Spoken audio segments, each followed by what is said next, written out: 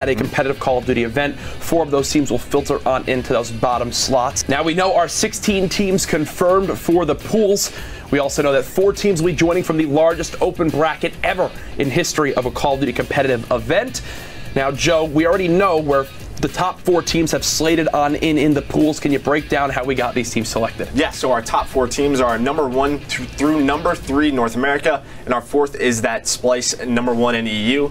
In Pool A, you'll have Optic Gaming. In Pool B, you'll have Luminosity. Pool C, Team Caliber. And lastly, in Pool D, you will have Splice. Whew. So, 4 very talented teams at the top.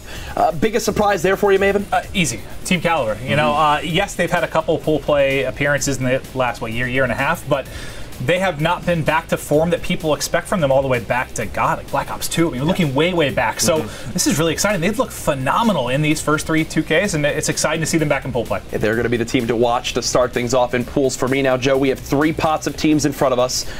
Break it down for me. These first selections, we're going to start with Pot 2. What are some rules that maybe the viewers at home need to know? Yeah, so Pot 2, you have North America seeds 4 through 6 and EU number 2. The only thing here is EU number 2 can't join Splice. So Red Reserve, if we pull them, they will be going into Pool C instead of Pool D. Well, I say we get it started, folks. Let's begin the selection for the CWL Dallas Global Open Pool Play draw with the first selection. And it is Red Reserve. So again, these guys, they can't go into Pool D with Splice, so they will go into Pool C with Team Caliber. Most certainly. So, Pool C with Team Caliber. Good or bad for TK here, Maven? I mean, I guess you haven't played them at all, right? It's the start of the year. There hasn't been any EU versus NA competition. I think pretty tough to judge, but for Red Reserve, just to speak quickly on that team, you know, the only other European team to win a 2K outside of Splice.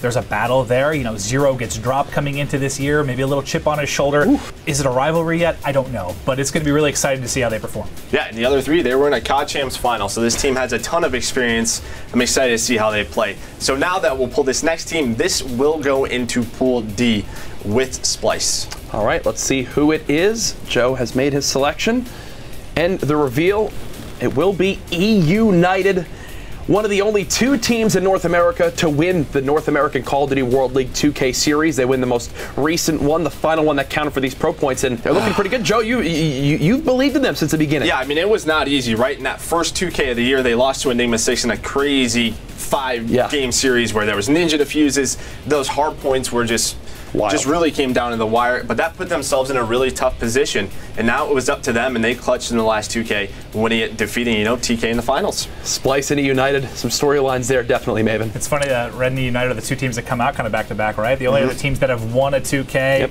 maybe, you know, beating teams that were expected to take it, but I don't know. I guess the whole time we felt that United belonged in pool play. We knew they had it, and I'm excited to see them back. Let's keep it going. Moving on to Pool B. Who will be joining Luminosity Gaming? Who is it, Merc? It is Ground Zero, so you will have Luminosity and Ground Zero in Pool B. Wow, so Ground Zero, again, for those at home that don't recognize the name, that is Parasite, Study, Pharaoh, and Blastful. Search and destroy talent across the board, but they've definitely shown some struggles online. 3 top 8 performances, but these guys are hungry for more, Maven. There's a couple stories here. I mean, you have really young S&D stars coming over. Excited to see how they'll do on land, because in the past, some players haven't adjusted very well. But I think that's a very, very scary draw for any of your number 1 seeds, purely because Search and Destroy is the biggest question mark, I think, for everyone going in. So I think you breathe even maybe a sigh of relief if you're Optic not getting them. Like, if they're going to upset somebody, Ground Zero, I think, has really a lot of upset potential just because of Search. Yeah, I mean, that's always the option, but Luminosity has been handling business so far, so I imagine they're pretty happy with that draw. And now the last team, these guys will join Optic Gaming in Pool A. Let's go ahead and take a look at the draw. E6, again, just to confirm, for everybody, for legitimacy's sake, don't need anyone calling rigged out there. We know who it's going to be. So we've got our top 2 teams for each pool. Let's take a full look at it here, Maven. Break down what we're seeing. I think E6, as we take a look at this, is similar to Ground Zero in some ways, where you had a big change for a lot of the guys, some young talent coming in, players you're excited to see how they're going to perform on land. But I feel like this is almost impossible to tell. Like, I guess who's the hardest pool, who got the easiest draw so far? We don't know, man. This is the first land. I think we're also excited to see how this plays out. Yeah, absolutely. I mean, Enigma 6, this is a team that, General, he decided he's dropping most of his roster. He's picking up 3 young stars. He wants to be the leader And, you know, we'll see how they do. They have a very tough matchup versus Optic. It was all of it. Yeah, all of it. They all left. The general stayed to his spot. Everyone else now he drops himself. Yeah, exactly. But no. So that's a look at our top 2 spots in each pool. Let's keep things going. We now will move into pot 3. I know there's some different rules here. Break it down for the viewers at home. Yeah, so pot 3, we have 7 and 8 North America, 3 for Europe. Now, for this draw, the biggest thing is if you draw a European team, they cannot go into a pool with another European team. So by the time we get to the 4th pot of teams to draw, you'll have 2 North American teams and 1 European team in each pool. Wow, you're explaining this so well that even I can understand what's going on. Let's go ahead and start it on always confused. Pot 3. Now, this will continue the snake draft, so they will fall into Pool A, correct, Joe? Correct. Let's take a look and see who it is. And oh, Unilad. Yeah, so Unilad, they will go into Pool A with the name of 6 and Optic. Wow. That is a very tough draw for them. Scraps and Wuskin, they get tested right off the bat at their first major boots in the ground event of this year. It's crazy. I know Joe did some mocks leading into this. I didn't do a ton of them. I knew they were going to be scary, but now that you're actually seeing it kind of play out, holy hell. Like, I love Scraps and Wuskin. I'm really excited to see what these guys can do. You know, Scraps broke out 2 years ago. Wuskin broke out last year. Just a ton of talent there. Yeah, very true. E6 Optic, whew, good luck, boys. Yeah, they've got their hands full. For me, this just depends on Moose. He's sort of that boots on the ground guy, that veteran on this team. We'll see if he can continue to perform for these guys. But moving on, who will join Luminosity and Ground Zero in Pool B? Again, if this is a North American team, they will go into Pool C with TK and Red Reserve. Ooh. But it is Vitality. So they will fall right in there in Pool B. So, thoughts on this pool so far? Vitality is just I would say for me, a big question mark. I haven't been able to see a lot of their gameplay yet. Yep. They would be probably easily the most unexpected team that came into pool play 100%. From Europe. They had that crazy run most recently in the 3rd 2K. I guess I agree with you. Do I think Ground Zero has ability to upset? Sure, but LG is feeling very good. I think Ground Zero is too, because you pull Luminosity, and that's a very tough draw. But again, these last couple of pots, it's early on in the year. There's some scary teams still left to be drawn. I'm happy if I'm Luminosity and Ground Zero. And it's key to bring up as well. Remember, this is one of the most stacked open brackets we've ever had at a Call of Duty World League event. That 5th place team, you know, that'll come on in from the open bracket, sometimes, it might be an easy road. I can promise you, do not sleep on the open bracket team. They will give a ton of trouble in these pools.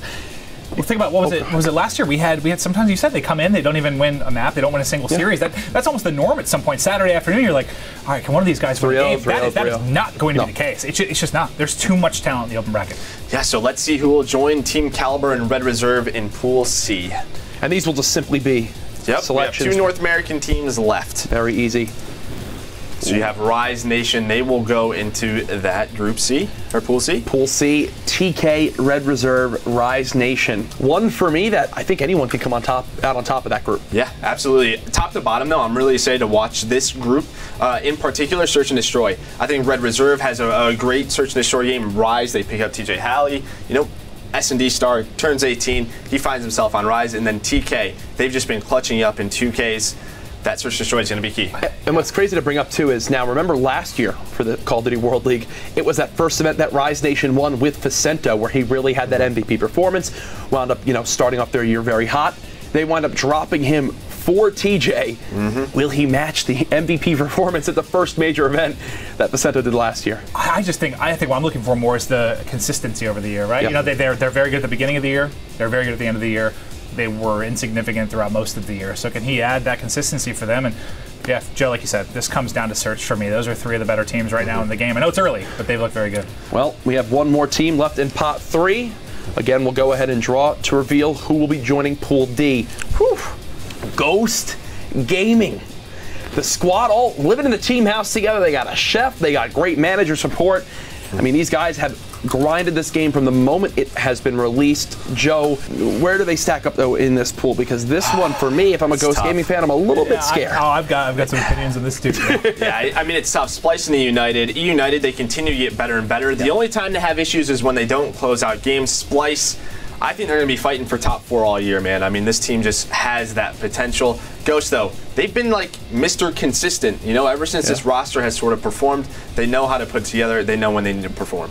I guess the scary thing, I think, for Ghost, and I do like this team, and I think they could consistently be a top 8 team in North America, but you look back over the first 3 2Ks that kind of got you here, they didn't really beat much of anyone. Like they beat Method's team, they beat the kind of mostly Canadian roster with Gunjar and company, but outside of that, they didn't really beat anyone. So, my feelings for them are all over the map when it comes to pool play here at Dallas. Ironically enough, very few teams stick together from champs to this point, and 2 of them are actually here in Pool D with E United.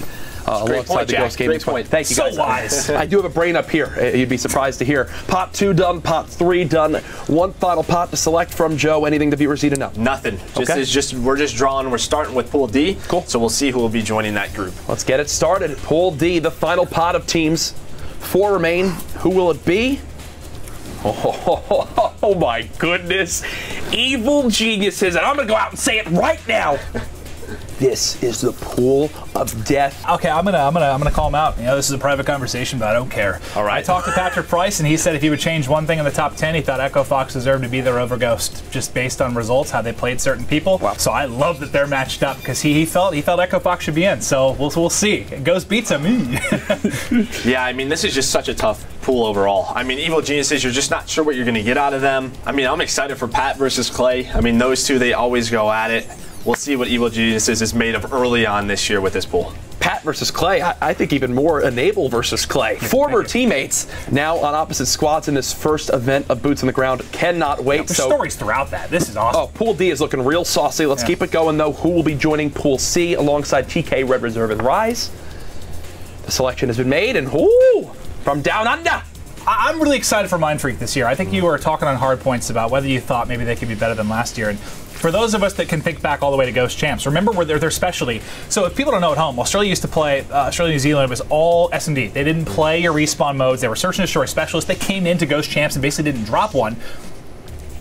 S&D is going to change significantly now that we're back to Boots on the Ground. Like, can they become those S&D superstars again and maybe surprise people? Or I don't know. I'm excited to see what happens. Yeah, well, they have to win a respawn. That's the big thing here. There's 3 respawns in a series.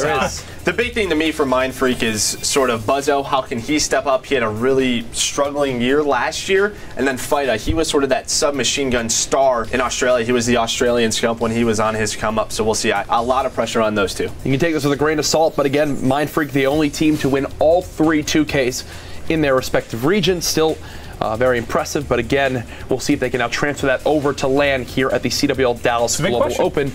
Let's go ahead and draw again from pot 4. Who will be joining Pool B? Only 2 teams remain. And this one, it will be the European squad, Epsilon. Now, Maven, this team, they barely make it on in. Pressure on them now to improve from the online performances to LAN. Yeah, especially when you make a big change. You know, Josh, you lose him. You get a new player in that's maybe not as tested, not as well known in the community. And when you look back, I mean, there are other teams that did this in North America, though, right? When you take a look at E6, when you take a look at Ground Zero. But yeah, I feel like just when you take a gamble on a player versus, you know, a veteran, there's going to be, I believe, some extra pressure. There has to be, right? So I'm really excited to see how these guys are going to perform on LAN. Yeah, I am as well. I love picking up, you know, that new player, that young star out of Europe. To be honest, besides Splice, besides Red Reserve, the veterans below those guys, they have not performed well these last couple of years. So that Epsilon roster, picking up a brand new 4th, I love to see it. Well, we have one final team. Again, we'll show it on screen. Who will be joining Pool A? Oh boy, this is a big one. Wow, wow, wow. I can imagine the chat now. Rigged. Poor Scraps and Wuskin. I love it, baby. Storylines. The prodigal son, Hook, has returned to Call of Duty. And he's back alongside the old roster that fought against this Optic Gaming team many times a couple years ago. So what's, oh God, this might be that pool of death too.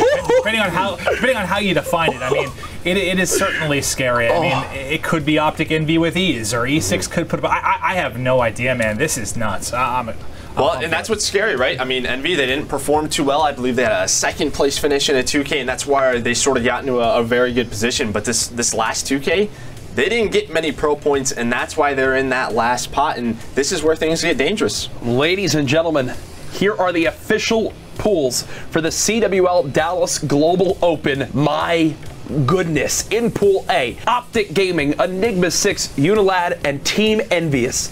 In Pool B, LG, Ground Zero, Vitality, and Epsilon. In Pool C, TK, Red Reserve, Rise Nation, and Mind Freak.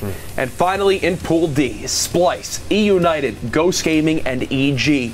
Keep in mind, those final pool play spots will be reserved for the top 4 to make it on out of that open bracket. The biggest one in competitive Call of Duty history. I cannot believe Pool A and Pool D. Well, I was going to say, quick question just to you guys. I'm curious, like, how many teams would you feel confident picking right now outside? I would say Optic and LG. To win? No, to come out of their pool. No, come out of their pool. Like, are there any teams you feel really confident with these pools? Like, I could say Optic and LG. Yeah. Outside of that, who the hell knows? It's going to be awesome. Because again, you sort of look at Pool C. That's one I feel like there's those teams. They're all pretty equal. We're not sure we're going to get out of it. I feel like if Rise and Red Reserve play at their level, I think they'll sort of upset a team caliber that has been performing so well these past couple of weeks. But man, Pool D to me is just absolutely insane. Folks, that's wild, man. It's been a record-breaking month for Call of Duty esports, and we're only going up from here. It all kicks off at this major LAN event. But Joe, I know. And one more. We got one more little announcement before we end the broadcast here. Let the people know at home what you want to tell them. Yeah, so another new feature at Dallas, PlayStation 4 Pros. All the competitors will be competing on them. I know we have gotten email after email from all the top CWL players say, hey, let's get these systems in. Well, guess what? For Dallas, they will be in. That's awesome. We love you all. The CWL Dallas Global Open is going to be absolutely nuts. $200,000 on the line. The first event of the Call of Duty World League, Call of Duty World War II season. More teams competing than ever before at a competitive Call of Duty LAN event. We will see you there December 8th through 10th. For Maven, Merck, and myself, thank you so much for tuning in. Go talk about the pools online now. It's going to be a lot of fun.